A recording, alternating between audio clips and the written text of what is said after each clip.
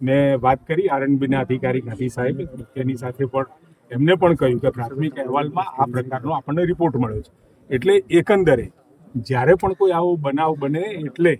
ત્યાં તાત્કાલિક કોઈ એવા અધિકારી આવી જાય જેના કારણે આખી વ્યવસ્થા સ્વાભાવિક છે હું અહીંયા આવું અથવા તો કોઈ બીજા કોઈ અધિકારી મોટા આવે તો એ વ્યવસ્થાની સાથે જે કામગીરી કરવાની છે એમાં બાધા ન નીકળે એટલા માટે જ આજે લગભગ કામગીરી સંપૂર્ણતાને આરે છે. બધા સાધનો નીકળી ગયા છે. એક જે ગડર પડી છે એ ગડરના નીચે એક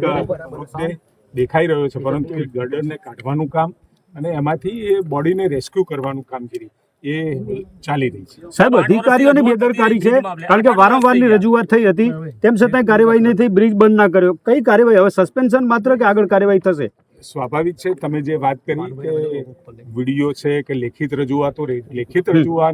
રજૂઆતોના આધારે મેન્ટેનન્સ કરવું હતું એ મેન્ટેનન્સ પણ થયું હતું પરંતુ કેટલાક કારણોસર અને જે વાઇબ્રેશન ધ્રુજારીનો જે રિપોર્ટ હતો એ પણ 2025માં એ નોંધ્યો હતો પરંતુ આજે તમે સસ્પેન્શન જોઈ રહ્યા છો એટલે ક્યાંક જે અધિકારીઓની ચૂક થઈ છે એ અધિકારીઓની ચૂકના કારણે પ્રાથમિક તબક્કે જે આપણને અહેવાલ મળ્યો છે એ અહેવાલના આધારે તાત્કાલિક સસ્પેન્ડ કર્યા છે અને લગભગ 30 દિવસની અંદર આખી તપાસ પૂરી થઈ ટેકનિકલ અને સાથે સાથે વહીવટી એ આદરણીય મુખ્યમંત્રી સમક્ષ રજૂ થઈ જશે.